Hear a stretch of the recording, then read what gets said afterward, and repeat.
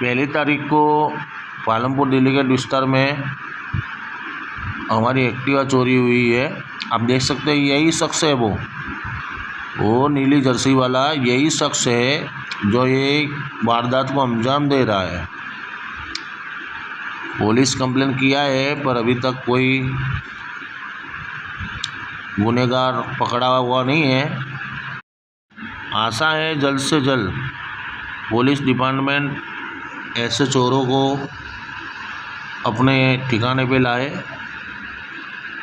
और ऐसे पालमपुर में चोरियों एक्टिवा और बाइक की जो चोरियां होती है वो जल्द से जल्द अटके।